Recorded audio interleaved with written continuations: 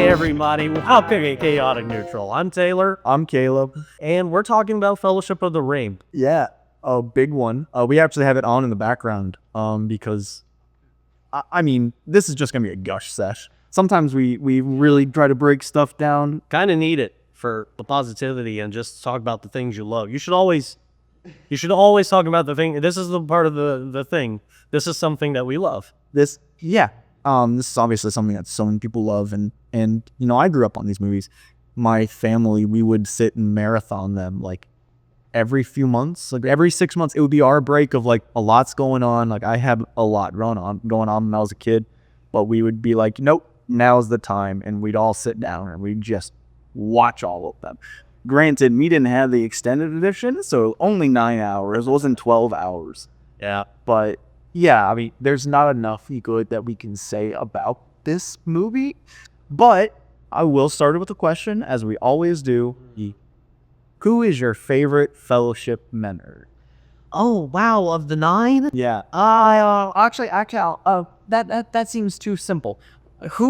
Which Fellowship Really a hard question. I'm gonna make it even harder. Which Fellowship member would you most like to have a drink with? If you need A drink with? a drink with Gimli. Gimli, Yeah. He seems like a good drinking buddy. he seems like he'd tell you all sorts of good. I'd love to hear it. I mean, follow up, just drinking, follow up. My pick is Mary. Yeah. I'd love to have Any of the Hobbits, really. not Pippin. I think like that would go to Mary. Mary seems like we can have a response. Pippin's a little out of hand. Pippin gets a little. I'm babysitting Pippin. That doesn't seem like my favorite. Completely unrelated, funny little coincidence. Remember the dog in the Jaws movie? Yeah. Its name was Pippin. Yeah, I noticed. That was a fun little thing. I was just doing that. Yeah. Well, that's a different movie, a different episode you guys should go watch. This comes out before Jaws. Go watch that episode. Yeah, don't go watch that. If it's out, we don't. It may not be. Yeah. It's not out yet, but like and subscribe so you don't miss it. But yeah, my pick is Mary. Mary's a good one. Mary's a good thing. Who would you least like to have a drink? Because Pippin is not the least. Legolas. Legolas? Yeah, he seems like a stick in the mud a little bit. I mean, I'm sure he's a decent enough person. I mean, I'm sure he's fine. Doesn't talk to Frodo all that much. No, he does not. Oh, what is the three? In my boat, right? That's the only things he says in the movies, and I think there's something else in the books that he said. There's something in the book he says to us that's condescending, I think. Very quick. It's very. Why do you think that is? Why is Legolas just there for Aragorn? We have too much we need to do. Oh, there's too much we need to do. We don't need to have any unnecessary dialogue between characters that don't have a whole lot to do with each other. Is it just a Frodo thing, or does he want to talk to And the hobbits in general? I don't think so. From my memory of the book too, I don't think he talks to the hobbits in general very much. He definitely his sasses Gandalf plenty. Yeah. I think there's like levels of who he feels like deserve to talk to him. There is some elvish pomp. Yeah, Aragorn is like I'm gonna chat him up all the time, but that's Gimli. We're gonna snip at each other, but that becomes more friendly as he goes on to. No, yeah. What is there to say? We're gonna be talking about Fellowship of the Ring, the movie. We'll talk about the extended and just. Yeah, I don't have a good background on the books. So I will be useless. So I hope I hope you pop up with information because I just Tolkien likes talking about trees. A great writer. Me personally, I can't. Let me put it this way. Let me put it this way. If I was to go camping and I was to take the Hobbits or any of the 3 Lord of the Rings trilogy books with me out there, I would probably take Fellowship because of how laid back it is. Yeah, you want some of the more exciting things that come along, but there's plenty of other bits in this book that are exciting. I love in the movie. Obviously, it's on in the background. They're glamping all over Middle Earth right now. That's what this movie does so well. It just gives you the scale of how much there is in this world, and you get the Shire, and then you get Isengard, and you pass through. Oh my God, there's just Well, where do you wanna start? And like from the perspective of the movie, from perspective on the movie. do we talk about the opening? Do we talk about like it in a through line, or are we gonna just jump around? Like, I feel like we should just jump around because if we go through line, I feel like there's too much, simply too much to cover. yeah, I want to start with Christopher Lee, and in casting in general, actually. Okay. I think of I I don't think there's a miscast in this movie. Obviously, this movie is considered a masterpiece. I don't know who can argue with that. And one of the elements of that is the casting is just like I don't think there's a single miscast. Ian McKellen as Gandalf. Oh, Christopher Lee as Saruman. Yeah, it's definitely very. Even down to Elijah Wood, who might be like one of my least favorite cast members, is still amazing. Still nails the performance. Again, if it was anybody else, I don't think they do as good of a job. Yeah, I just have my gripes with Frodo as a character, but that's fair. yeah, like, Viggo Mortensen is Aragorn. God, through and through. We're not the first people to have just said that, but like everything you can hear about him behind the scenes, on set, in costume, doing like sword training, kept with a horse, bought the horse and took care of it, who kept it. Yeah. The guy is Aragorn. He did such a, I couldn't imagine getting anybody else to have like the personal like feeling of like, no, I have to nail this kind of thing. Sean Bean as Boromir, great. Sean Bean's great every time I see him. He's so good. As Boromir, man, does he make me love Boromir. He's Even at it's such a shame. Like he nails Boromir, but it's such a shame that he's his character that's gets nailed. Even like with Viggo, like you were saying, that guy is. I just want to go back to it for a second because I remember watching one of the behind the scenes, and I feel like this is accurate as a while ago when I watched it. But they were during the casting process. They were having him do some like sword play and stuff like that, and they didn't tell any of the actors this. They just had a bunch of guys come out of nowhere wearing armor and just rush him and just yell.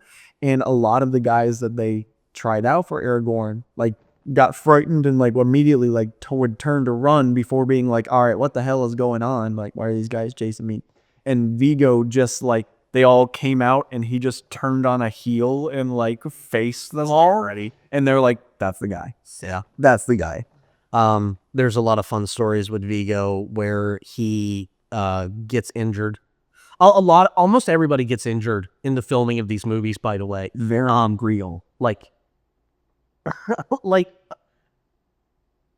obviously it's in the next movie, but Viggo breaks his foot. Yeah, breaks his foot. Yeah. There's a moment That'll be the most quoted piece of bar trivia of all time. yeah, it's more of a thing of like, how long can you go without telling somebody? I love the memes where it's like people watching that scene and they just pan over, the guy's just sweating. It's just I love it. It's so funny. It's so indicative because it really shows.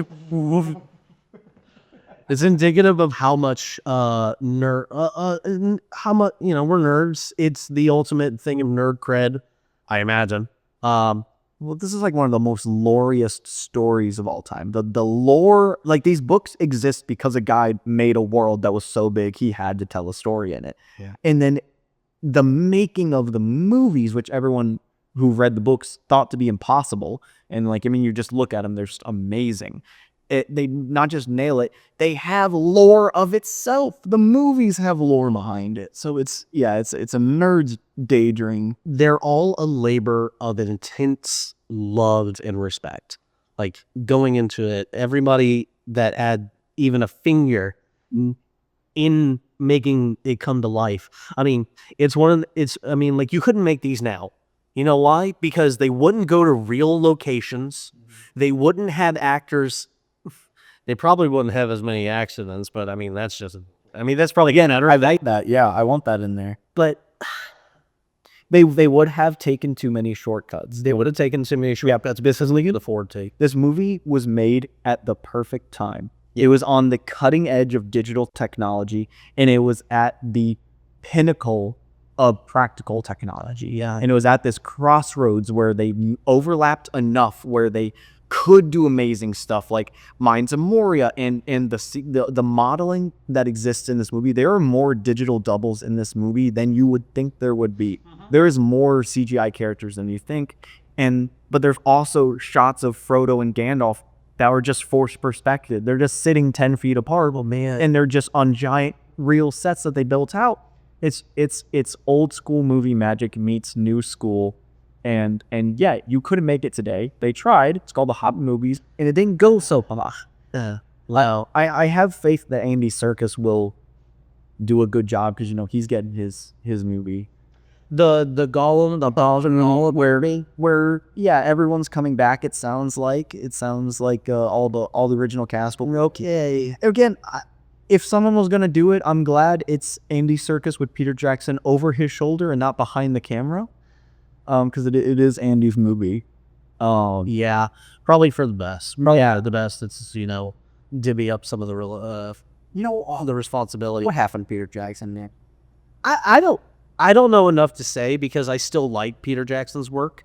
There are still parts of The Hobbit that I genuinely like. Yeah. I just like these. But again, relied a little too. Kind of fell into what George did at the same time. Well, it didn't need to be 3. The studio would not allow it. It could have been 2, and you still would have gotten people really upset. It didn't need to be 3 movies, but I don't want to talk about The Hobbit. It could have. We'll talk about Just another. It could have been 3 if they're all 2 hours. They didn't need to be 3 hours. You could have done a trilogy as 2. Yeah. Yes, but so bad. But the Fellowship could be 6 hours. I wish it was. I wanted it was. On that note, extended edition or theatrical version. Well, I think you know Personally, but obviously the theatrical just is good for throwing it on, but no, if I'm gonna sit down and watch the movie and I want the most experience out of it, I want the extended cut. I think what it adds is arguably probably it's a little long in the tooth. But guess what? I love being here. I love being in this world. I love being around these characters. I love hearing the music and people talking, and I love it so much, and I think you'll find a lot of fans do as well, that when this conversation comes up, I think people generally pick the extended. I think we said nerd staging. I think the extended edition is the nerd staging. At least want to see. So how I break it down is the extended editions are the book. If you want to see the book, you watch the extended edition. If you want a better movie, then watch the theatrical. It's like, how do you want to consume the story? Do you want to consume it as a movie, as a true movie? You watch the theatrical. If you want to see the book, you watch the extended edition. Okay. Because even you watch them, they're just a totally different vibe. The extendeds meander and they go all over the place. The theatrical version's theatrical version. It has a rise and fall that is more in line to movies. I think they're both amazing, obviously. But if I were to pick a movie, I gear towards the theatrical. I think that's fair. I think it's a fair argument from the perspective of it being a film. I don't know what else. Best sequence right here. They can't watch the movie while we talk about the movie. It's our podcast. We're not doing a commentary. Yet. No, yeah. The thing about the extended edition being the book is there's still a lot from the book that's missing. And I'm not just talking about Tom Bombadil. Well, that's probably the biggest one. I even know that. Yeah, Tom Bombadil is just a character that just does not show up. And honestly, for the best, in my opinion, I know people will go crazy about it, but isn't that just JR's insert? I don't know about inserts or anything like that. And I know Treebeard C.S. Lewis. That one I know. Yeah, that one is true. I I don't know about like the self-insert or anything like that, because I would say Brienne and Luthien is that for Tolkien and his wife, but it's also its own story. Yeah, Tom Bombadil, and it's really interesting. You have Fellowship, the movie, in the extended edition or theatrical, regardless. We'll just refer to it as Fellowship. And then you have the book, and they're almost identical in that the only thing that's really missing is like a little bit of like the travel between setting out from Hobbiton, getting to Bree, and a little bit of let's see, Elrond. A little bit of that is like curtailed. Frodo has a conversation in Rivendell with one of the original members of the dwarves from The Hobbit. He's That's kind of cool. It's interesting how that was made first, like the movies were made first. That'd be a cool little cameo to have. But yeah, I understand. I see why it's got taken out. I understand why Tom Bombadil isn't in the movie. It does nothing but it kind of undercuts the ring a little bit. I know it. I know he serves a purpose to show that like there are entities where the ring doesn't have anything. right, that undercuts the whole premise of what's going on. Yeah, These things of it. It adds more questions that you don't need that early into understanding what's going on. Because again, for the casual viewer that knows nothing about the books, like when this came out, it was just a blockbuster. You can't do that to people. You can't do that to an unknowing audience. So, the Barrow Whites, the down at the Barrow Whites where they get their swords, and besides Sting and everything, where the hobbits get their swords and they have to deal with that. It's just as tense in the movie as it is in the book when they're running away from the ring race. Yeah, Black Riders. which again, as far as the movie goes, there's enough travel in this movie. Yeah. The travel they cut out. Over the course of all the movies, there's enough travel. We get it. Yeah, I mean it's basically a travel vlog. Well, but that's why Fellowship's so great is like you have a movie that's all about traveling, and it's only the first part. And by the time you get to the Shattering of the Fellowship, like They covered a lot of ground. they covered a lot of ground. It's like halfway there, I think. Well, not quite. Well, who are we talking about? Are we talking about Sam and Frodo and the journey? Yeah, the ring gets more like the map. When they Shire to Mordor, I think they got about halfway. It slows down considerably from there. Well, they do a little backtracking, a little circling, a little here and there. But as far as miles on a map, they get pretty damn far, and a lot of it they do without. Just getting to Rivendell is like 8 feet. Mm-hmm. Take the Black Riders out of the equation. Just getting from the Shire to Rivendell Mm-hmm. is so far on a map. It is so harrowing with everything they run into. It's great. And then you get all of the travel that's and you get a little back and forth and a little bit of like retreading over old ground and circling back or doubling back with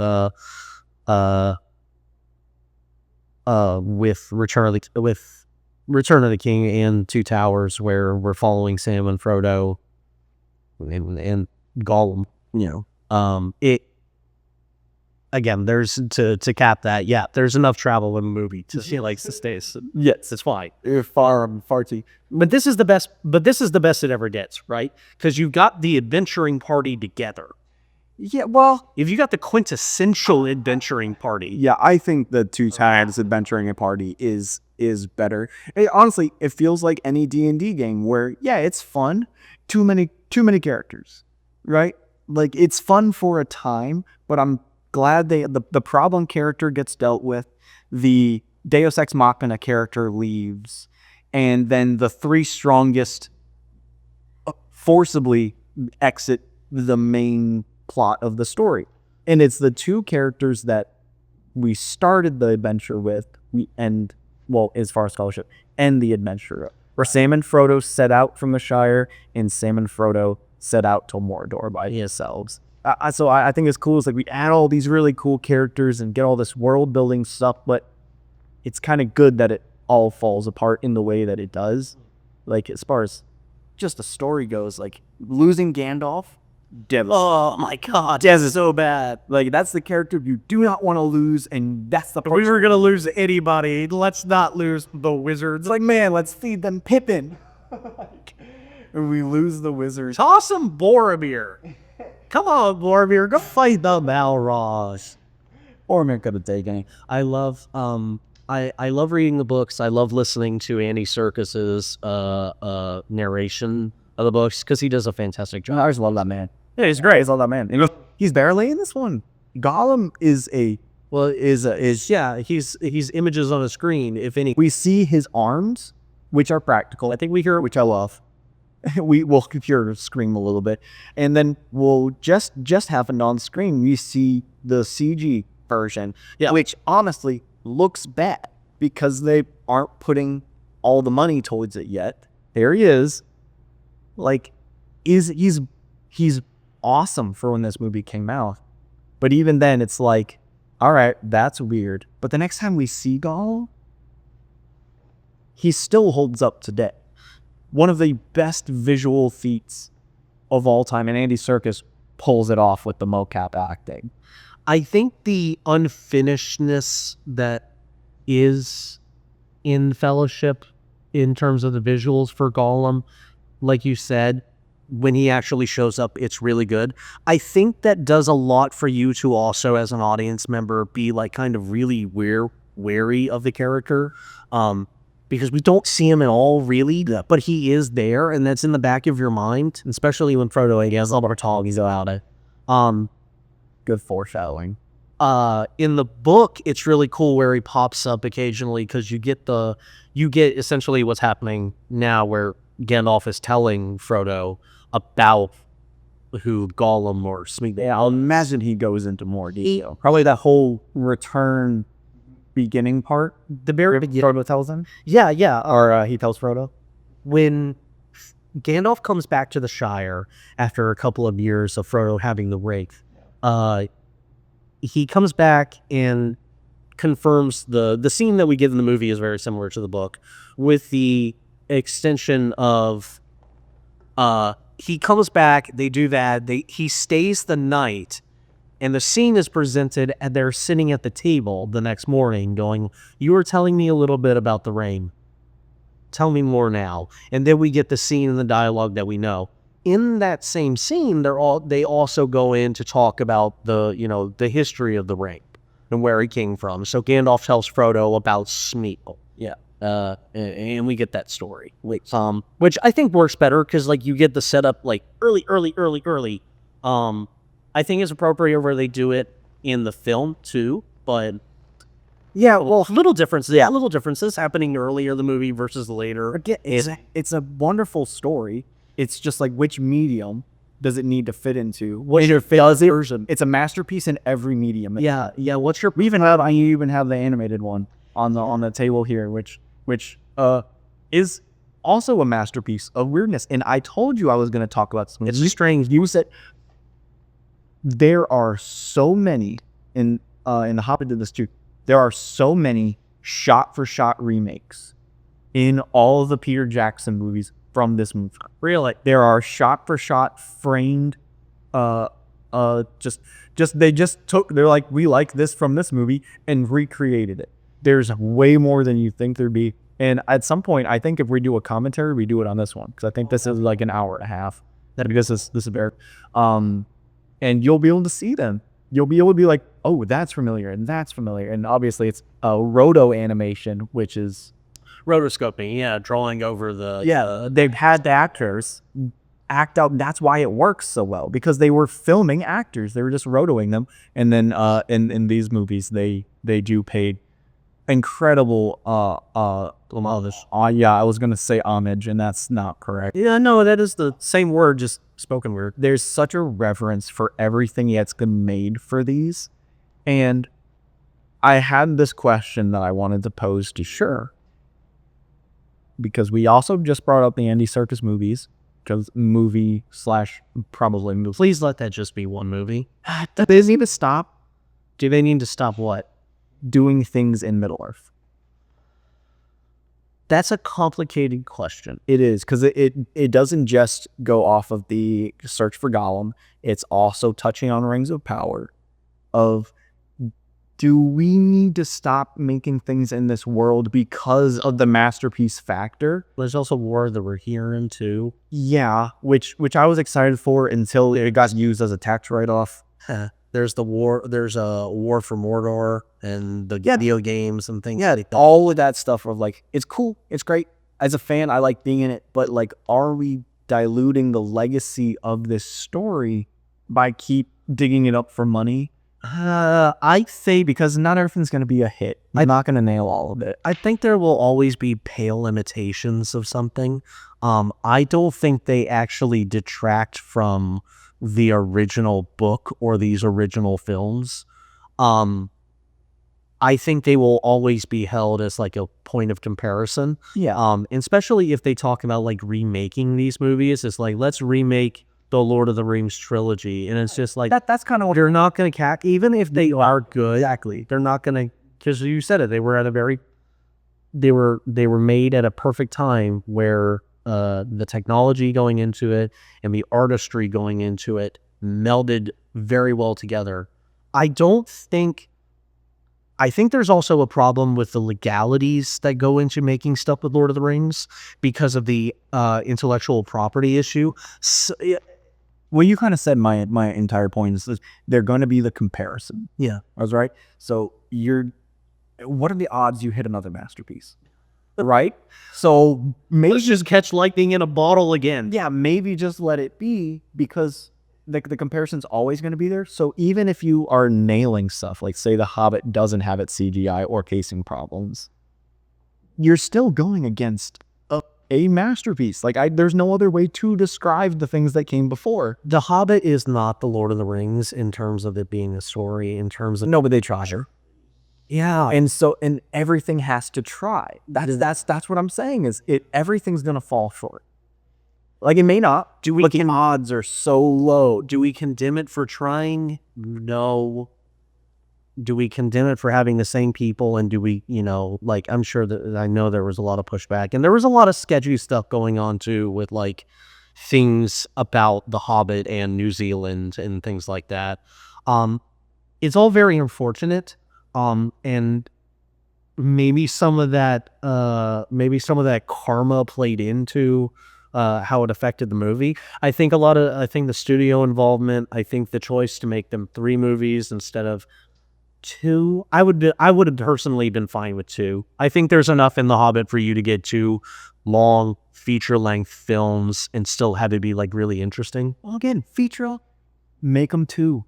I stick by what I said earlier. If you want to do 3, because trilogies are like that's the thing you want to do, right? You want shorter. Just make them 2 hours and you're golden. You're absolutely golden. You have room to breathe. You don't need to put Beor or whatever his name is as much of a character. So you don't need to drag that out. You don't need to have them. Don't easy rivering. Don't invent stuff that's not there. Don't have a Legolas. I understand. Elves are graceful and light. It just looks really fucking weird when you do it that way. I think you can have Legolas. I think you don't invent a shitty subplot romance. Yeah. Oh man, you weaved them in hard. Let's not talk about The Hobbit. No, they're all like Attack of the Clones. There will be a day for The Hobbit to answer for its crown. Yeah. So my question was, I personally, You think it stops? I think we should stop. I like the direction where they're like, hey, what if we bring everybody back? And I'm like, sure, nostalgia. It'll be easy to do that all the time. As we get further and further away from It's a miracle that we might get Ian McKellen in it. It is a goddamn miracle. We're not going to get Christopher Lee. Yeah, no, can't. It's honestly a little bit of a miracle that we get. Yeah, I don't know if he's even going to be in it, but like John Rice, but Vigo is not a spring chicken either. No. Orlando Bloom is in his 50s. Yeah.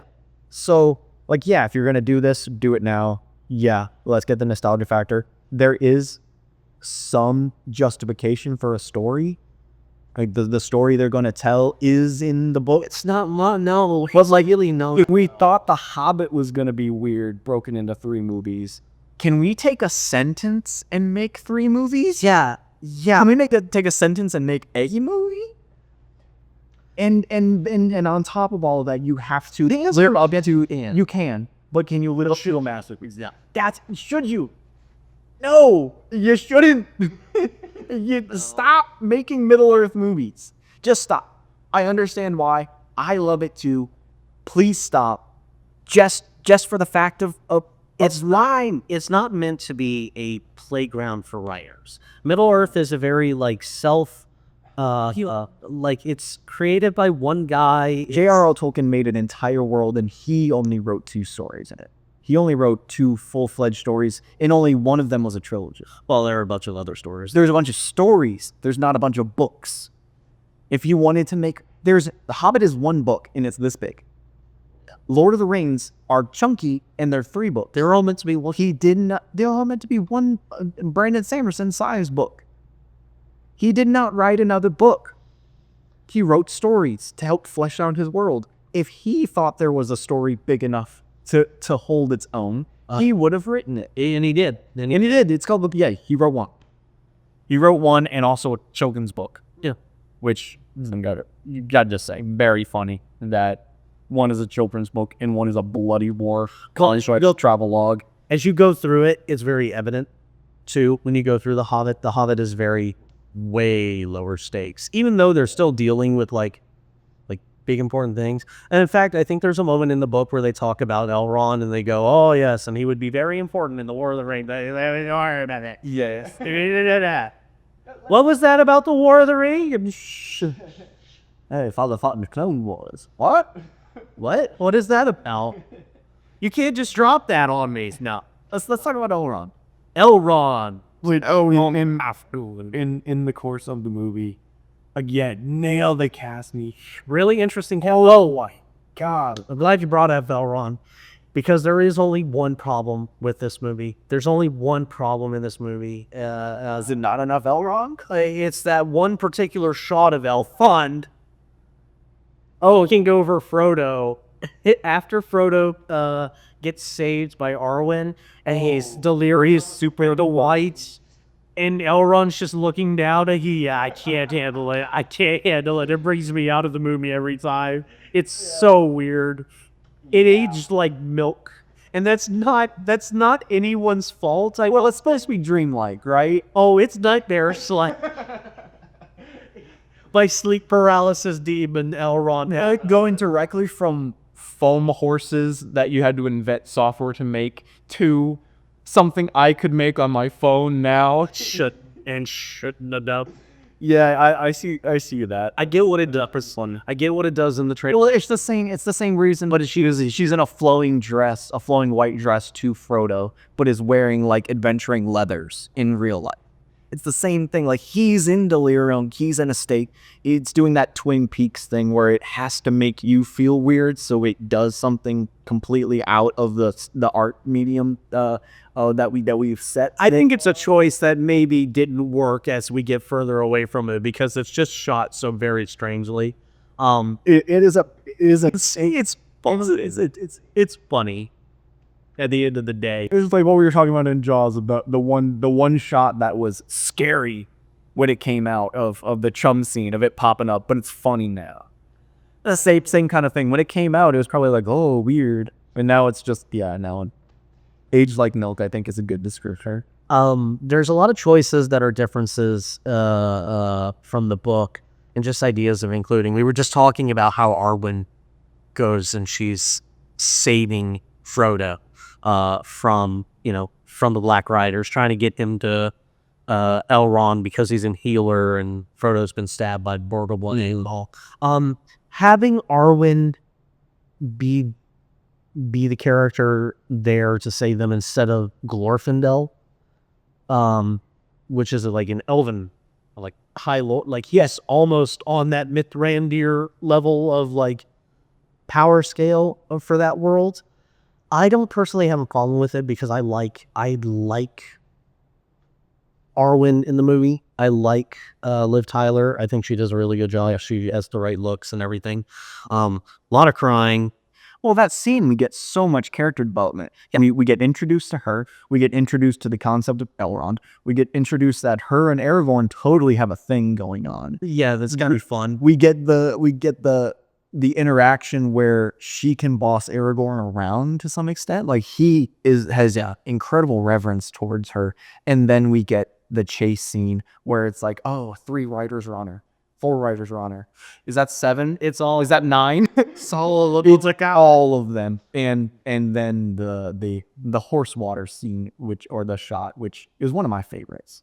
It's really cool. Again, Really cool. Weta. I think that ages really well, actually. All the special, like all the VFX in these movies age super well. Like we again, we have it on the background. They're in Moria. The goblins just popped up, and so it has that spinning shot of them in the halls of Moria, and all the goblins are coming up. Like Weta invented basically everything that it takes to do this. Yeah. They made it for this movie, and people have been using that technology ever since. I don't think him Like that scene of them running, like when they're doing that, that's what I was saying. camera road. All of those characters are animated characters. Yeah, it's They're all modeled characters. I don't think anything like still makes me like I believe it's there in the room. I believe that it's a threat, like the Balrog. Yeah. The Balrog still looks so cool, and even to this day, it still looks really good. Like the level of effects, but also just the art direction. Yeah. Like, oh, it just looks cool. Wouldn't it have been great to see Moria in its heyday? And no, I'm not talking about Rings of Power.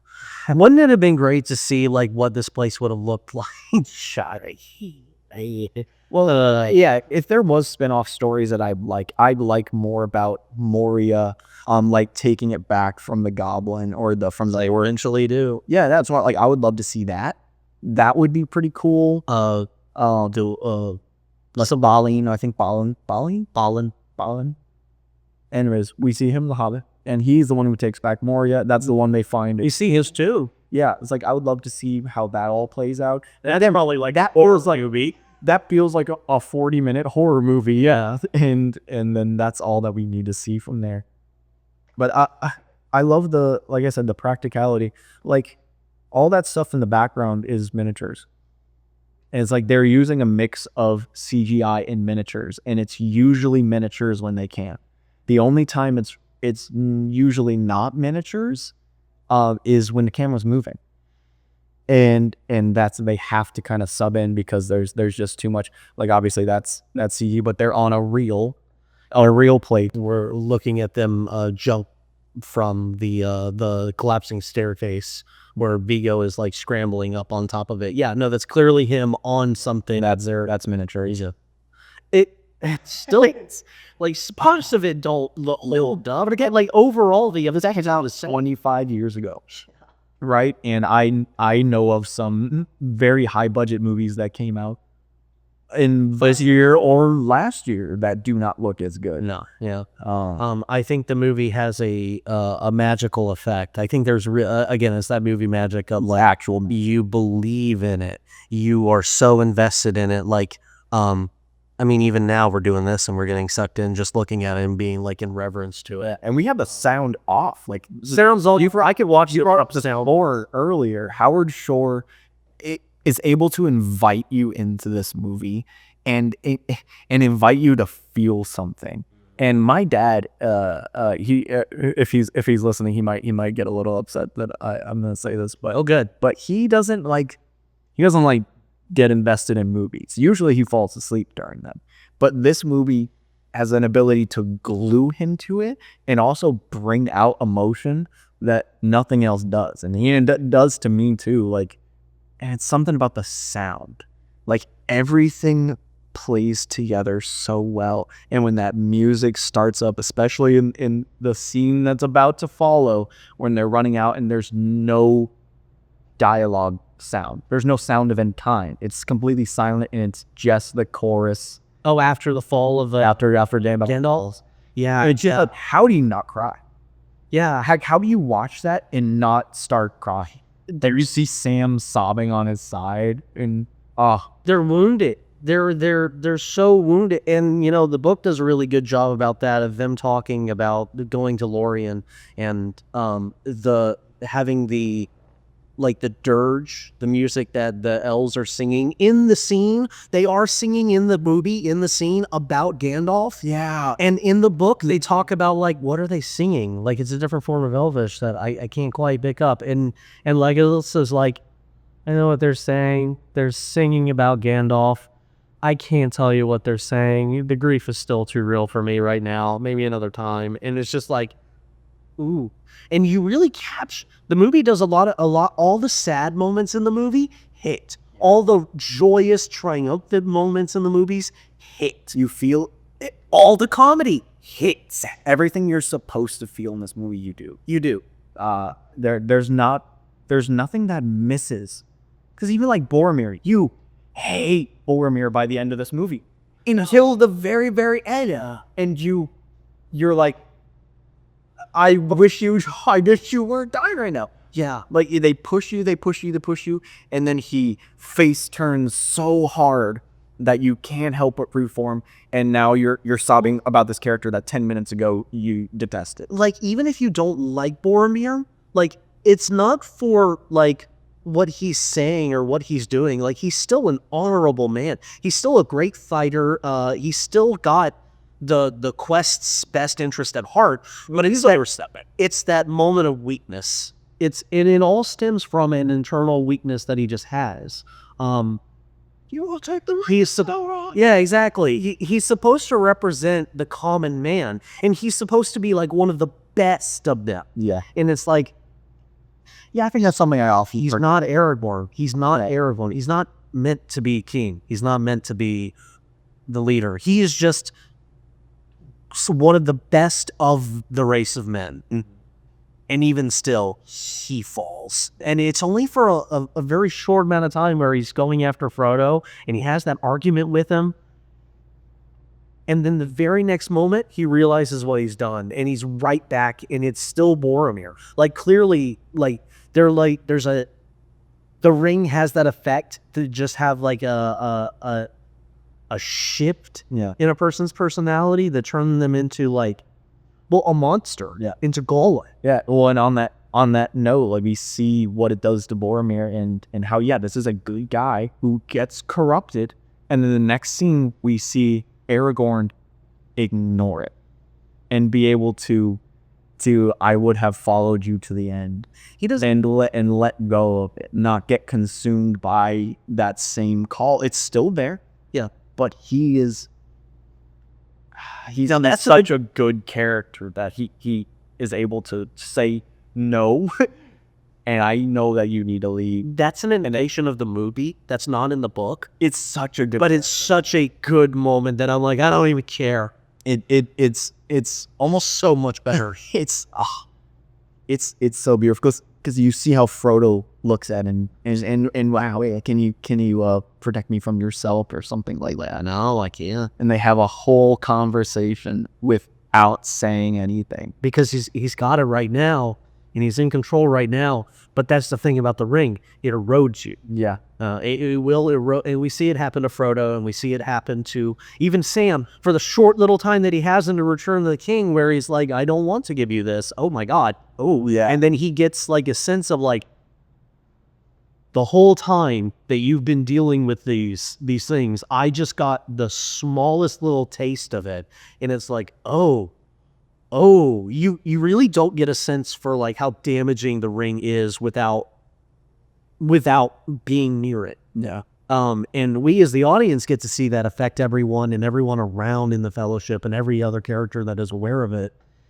And the paranoia, Riverlands are cool at that. Yeah, we really only see Boromir get corrupted by it, though. Faramir almost takes. Well, I'm talking about Fellowship. Yeah. In Fellowship, like, you have that moment of Gandalf, like a brief moment, and you're like, okay, even Gandalf's not safe from it. No. They don't like delve into it other than Boromir. Mm-hmm. Like, none of the other hobbits really show, but that's kind of the strength of hobbits. Yes. Is they don't care so much that the ring just doesn't affect them that much. It's just inherently good and like doesn't feel like simple. Like they're not There's so much THC in the system. They're not drawn to that like power. Even when the ring in the book, they where the ring gives Sam in Return of the King gives Sam this mental image of him returning to the Shire as a hero. Yeah. It's like, Oh, that's something that pops up in Travelership is the image of the destruction of the Shire. the scouring in the Shire. Yeah, which I believe happens in the books, but we don't really touch on it in the movies at all. Yeah, so There is some kind of battle of the Shire. we could probably save that more for when we talk about Return of the King as something that gets left out. Okay, well, let's say that. But in Fellowship, just to touch on it, Fellowship has the moment where we're in Lorien and we're talking to Galadriel. Galadriel takes Frodo and Sam to the pool, the bird bath of magic. It's a looking glass. It's a looking glass of like water. It's cool. It's interesting. It's got a bunch of feathers in it, but Did that? Yeah. That'd be really funny to have like a parody of just like Galadriel, like chase you over to us. You're a bunch of shit. Oh, don't just scoop. Just Not that. ignore that. We're supposed to have somebody clean that. I'm very upset. Well, Galadriel's great, by the way. I love Arwen.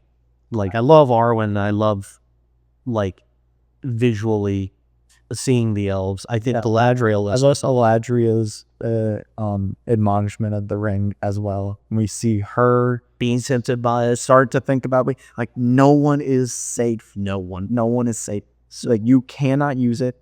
And on that note, Frodo is my least favorite character, but it's always brought up when I say that. It's like no one could have done it. Frodo takes it to the 1 yard line. Mm-hmm. No one else could have even gotten close. Smeagol from the top. I love it. I need Smeagol wrestling Sam. Ding, ding, ding, ding, ding. Oh, what are we at? Oh, cool. We're all at Mr. Frodo, I did it. Full Rocky Man overlay. Man, Frodo and Sam's relationship, just one of the best friend combos in cinema. Yeah, definitely of all time. You know, I mean, Are you eavesdropping? I never dropped no links, sir. I hope I get to say that one day. I hope I get to. I've never gotten weeds. And then immediately, don't turn me into anything unnatural. It's like if you're gonna change me, I understand, but please, nothing too bad. Yeah.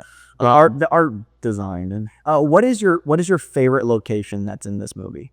Oh, because there's a lot of them. We have the most locations in this holiday. Rivendell. Okay.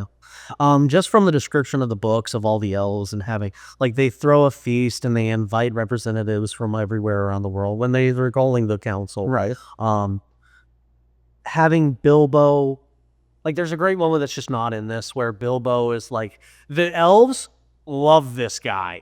They love Bilbo. They think he's so swell. He's so quaint that he will write poetry and the elves will be like, okay, yeah. That's pretty good. That's pretty good. And it's novel to them. There's a great moment where in the book at that, we're jumping back to that, but there's a wonderful moment where there's this hooded tiny little figure and it's almost like that game thing, that video game thing where you have like a character and all you see is the silhouette, or you see like a NPC silhouette standard and it's like, who is it? And then there's a moment where like Frodo is like messing with the character and a big reveal, it's Bilbo, he's back. It's great. And he's cutting up with Aragorn too, like they have way more of a relationship. They call him the Bilbo calls him the Dunedain or whatever, Northern Ranger. There's just a lot of really cool parts of the elves in Lord of the Rings. Well, that's Elrond seems like if you're they're the main ones, right? Yeah. They're JR's favorite. They're great. They're super cool. I would rather hang out with Elrond's ilk than I would with Galadriel's. Oh, 100 troops, and you get Elrond fighting in the beginning, which is just so cool to see. Man, talk about that beginning. Galadriel's like, I've got a lot of stuff to cover. Here we go. What I wonder about somebody who's probably one of the best lore dumps of all time. And then from an unknowing audience perspective. And you get followed up by another lore drop of a bunch of the hobbits too, so it's like lore drop. Oh no, the first 10 minutes of the movie is just lore dropped until we get to the 60 years later where the actual movie starts. It's just, hey, this happened, and then this happened, and then It still this happened. It's still exciting. It's its own. This story. guy died. It's too bad we won't get a good version of that to be seen. To see what that War of the Ring will be like. Yeah. No, in all honesty, I watched Rings of Power, and I haven't. I watched the first episode. I watched the first season, and Again, they nailed the art style. I can't say that they nail the plot because I haven't seen it. there's some questionable things in the art style, even. I mean, from what I've seen, it feels like they stay true. And the same thing, they are trying stuff of just, they're pushing the envelope technology-wise. But I haven't seen it to have an opinion. I think we'll find the more we do this. I don't care if you make your film out of spit and popsicle sticks to get the movie made, as long as the writing is pretty solid.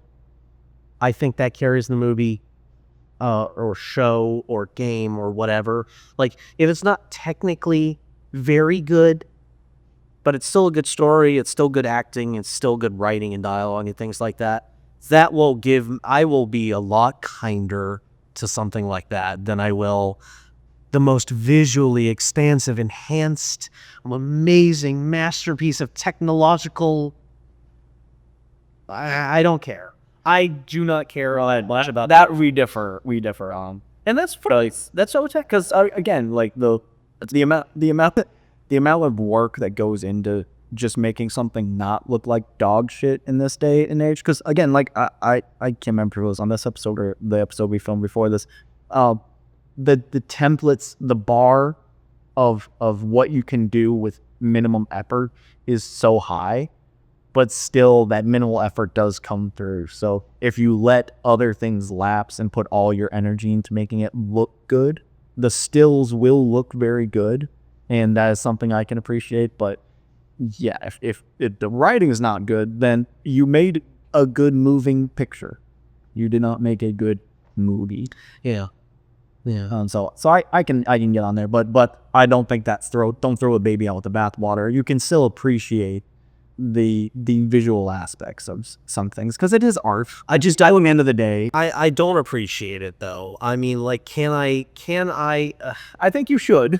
I think to some extent. Yeah, but the product is. But it seems like spinning out the errors though. That just because something is visual nice doesn't make the rest of it. No. I don't think it will save it. I agree with you there, but I'm saying just have a little bit of separation and you can appreciate. Well, I don't think that any of the artists responsible for creating any of it I'm saying. are responsible for the writing. Yeah, I'm saying give them their props. Sure, because The props they are getting dog. Do that. I just want to due diligence and give them their flowers because very likely they could be the only good thing about the product. Well, Yeah, so in that just give my artists some props, but yeah, I don't know that I will watch Rings of Power because that's the general gist that I've heard. I want to give my artists props, but man, I don't know what my writing gets, especially for that show that was touted. They had historians, J.R. Tolkien, like scientists. They had NASA involved. They had several cryptids, I think, working on it. So I don't know why the writing falls short. well, I'll tell you why. Because you don't actually need all of that. You just need someone who's good at their job being writing, and you need someone who's good at that. And that's becoming, I guess, increasingly harder to find or harder to hire. It feels like politics because Oh, it's entirely politics, I imagine. again we're moving. Fellowship is such a masterpiece that we have to talk about non-masterpieces because I've seen so many things recently where like, oh, this writer got hired on to this new movie, their last work was this movie. I'm like, that movie was dog shit. How do they have a job? And so I don't. 15 or 20 years ago, they also worked on. Well, yeah, so it seems like a who you know type thing because again, I'm not taking away from people. Like do your thing. I just gave a bunch of props to artists. I don't want writers to get mad or anything. I want good writers to be good. I don't get it. Are you guys getting like pressured? Are you getting rushed? More likely. Like I assume that's what it is, but Andy Serkis, please make the script first. Have a good plan, because if that movie does not have good writing, it doesn't matter that you brought the band back. It doesn't matter that Andy Serkis is behind the camera, and I genuinely think he is on the cusp of becoming the next big director. I do think so. Like his career evolution from being just an actor to a mocap guy to this and that and working his way up. I'm like, he's posed to be the next big thing, just like James Gunn just put himself in position. But like, if the writing of this movie flops, If it's not solid, if it's not your foundation, 8 or above, I think it's a letdown. I think if it's anywhere near a 5 or 6, yeah, I think it's probably. If it's anywhere near a 5 or 6. Yeah. Now I'm of the opinion on the great scale of like a 1 to 10. A 1 is like actually the worst thing I've ever seen kind of thing. A 2 or 3 you can still get enjoyment out of, even though it's a bad movie. I think most slasher movies are a 2 or a 3. Right. A 5, don't waste my time. I'm not interested. Mediocre is worse than bad sometimes. 100%. Yeah. I think we can all agree on that. Yeah. Really. So like, please don't let The Search for Dawn be mediocre. Yeah, that's the last thing you want. That's the last thing you want.